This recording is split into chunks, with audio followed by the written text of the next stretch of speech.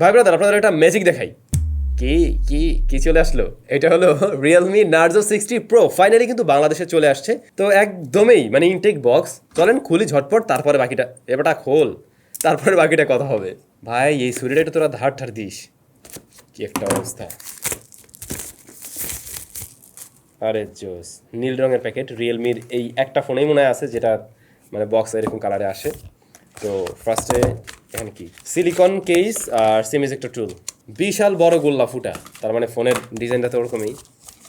আচ্ছা ফোন এই যে এটা কি ব্ল্যাক কালার ভ্যারিয়েন্টটা পাইছি, তবে এটা একটা ইয়েলো কালার হয়, ওইটা মনে হয় আরও সুন্দর, ওইটা থাকলে ভালো হতো। যাই হোক, ভিতরে আমরা পেয়ে যাবো বিশাল বড় একটা চার্জার আর হচ্ছে এ পাশে কেবল। That's it. তো ফোনটার পাশে আসা যাক। এই হচ্ছে ফোন বাবাজি। ভাই কার্ভ ডিসপ্লে, নার্জো সিরিজের প্রথম আমরা কার্ভ ডিসপ্লে দেখতে পাচ্ছি। নার্জোর এর আগে কোনো ফোনে কিন্তু কার্ভ প্ল্যান নেই। সো যা মনে হচ্ছে নার্জো আস্তে আস্তে নাম্বার সিরিজের দামের কাছাকাছি চলে যাবে, ওরকম একটা ভাব নিতে চাইতেছে। বাট রিয়ার প্যানেলটা তো অনেক সুন্দর, এটা দেখতে না মানে কিছুটা ওই যে ফ্যাব্রিকের মতো লাগবে, কিন্তু আবার glossy finish. Fingerprint magnet already বের করার সাথে সাথে ফিঙ্গারপ্রিন্ট পড়ছে, সো ভালো রকমের স্মাজেস পরে এটার উপরে। আর ক্যামেরা মডিউলটা ওই যে কিছুদিন আগে আমরা রিয়েলমির জিটি সিরিজের, তো জিটি নিয়েও নাকি কোনটা নিয়ে একটা ভিডিও করলাম, ওটার মতোই তো লাগতেছে, গোলগাল সুন্দর। তবে এটার ইয়েলো কালার ভ্যারিয়েন্ট একটা আছে, ওইটা আরো জোস। নার্জো 60 প্রো আমাদের কাছে পাঠিয়েছে কিন্তু SMS gadget, Bashundhara city level 5 এ তাদের শপ রয়েছে। তাদের কাছে আপনারা এই স্মার্টফোনটি রাইট নাও পেয়ে যাবেন। আমি জানি না আর একটা কালার ভ্যারিয়েন্ট অ্যাভেলেবল আছে কিনা, যোগাযোগ রাখতে পারেন। ডেসক্রিপশনে তাদের লিঙ্ক, তাদের নাম্বার, এভরিথিং দেওয়া থাকলো। তো যেমনটা বললাম মাত্রই যে এটার দুইটা কালার ভ্যারিয়েন্ট পাওয়া যায়, কসমিক ব্ল্যাক আর একটা অরেঞ্জি যেটা, ওইটার রিয়ার প্যানেলটা হলো লেদার ফিনিশড, আর এইটার রিয়ার প্যানেলটা কিন্তু প্লাস্টিকে তৈরি। দেখতে যদিও একদমই গ্লাসের মতো লাগবে, কিন্তু স্ক্র্যাচ পড়তে পারে খুব সহজেই, কারণ গ্লোসি ফিনিশ তো স্ক্র্যাচ পড়ার পসিবিলিটি আছে, আর ফিঙ্গারপ্রিন্ট ম্যাগনেট, সো আপনি কেসটি ব্যবহার করতে পারেন। বডি ফ্রেম সেটাও প্লাস্টিকে তৈরি, বডি ফ্রেমটা একদমই চিকন আর কি। হ্যাঁ, রাইট সাইডে হোম বাটন রয়েছে, তার উপরে ভলিউম রকার যেগুলো খুবই চিকন, উপরে সেকেন্ডারি নয়েজ ক্যান্সেলেশন মাইক রয়েছে। লেফট সাইডটা ক্লিন রাখা হয়েছে, নিচ দিকটাতে আমরা পাবো USB type C port, primary microphone, speaker grill, SIM card tray. But 3.5 millimetre headphone jack এই স্মার্টফোনে দেওয়া হয়নি। বডি ফ্রেমটা অনেকটা থিন, হয়তো এই কারণেই দেয়নি আর কি।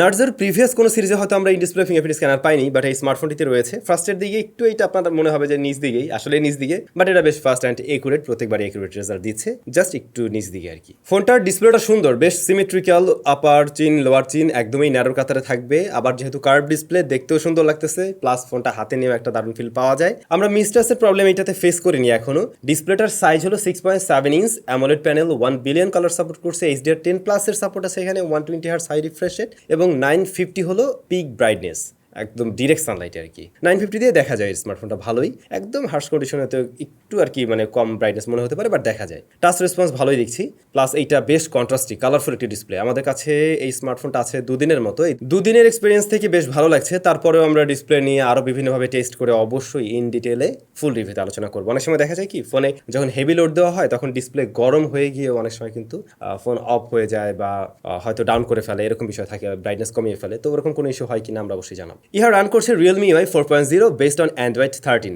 লেটেস্ট কিছু এখানে আপনি পাচ্ছেন। এই স্মার্টফোনটা কিন্তু তিনটা ভেরিয়েন্টে পাওয়া যায়, 8 128GB, 12 256 এবং 12 1TB।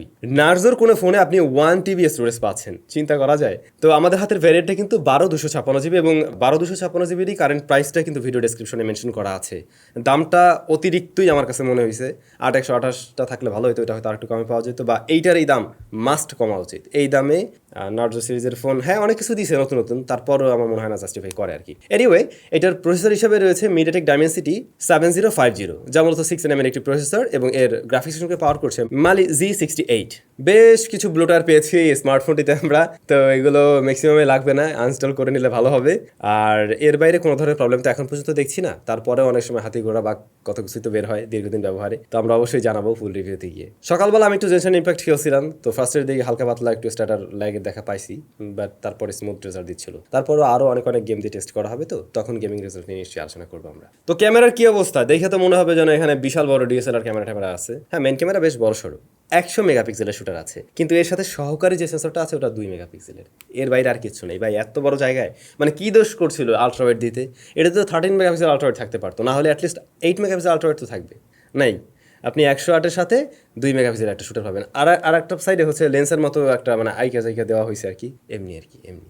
আর ফ্রন্ট ফেসিং ক্যামেরাটা হলো 16 মেগাপিক্সেলের। তো এইটা দিয়ে আমরা ইনিশিয়ালি বেশ কিছু ছবি তুলি, লো লাইটেরও একটা ছবি আছে, ডে লাইটেরও ছবি আছে। আপনাদের কাছে কেমন লাগছে? আপাতত দৃষ্টিতে আমি তো রিয়েলমির রেগুলার টোনটাই খেয়াল করছি, বাট ডিটেল ভালোই দেখা যায়। যাই হোক, এটা দিয়ে আরও ক্রিটিক্যাল সিচুয়েশনে ছবি তুলবো আমরা, তখন বুঝতে পারবো ডাইনামিক রেঞ্জ বা ওভারঅল আসলে এক্সপোজার ব্যালেন্স সব কিছুই বা কেমন।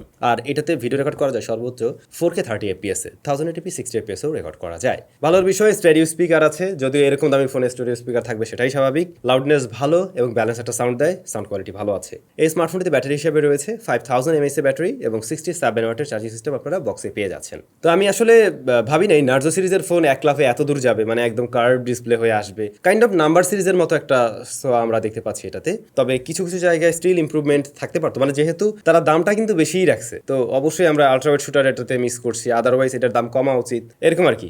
এখন আমার মনে হয় কি, ফোন তো মাত্র বাংলাদেশে ঢুকতে শুরু করছে, এটা অনেক ঢুকছে আর কি, তো আপনারা একটু ওয়েট করে কিনেন, তাহলে এই ফোনটার দাম কমে।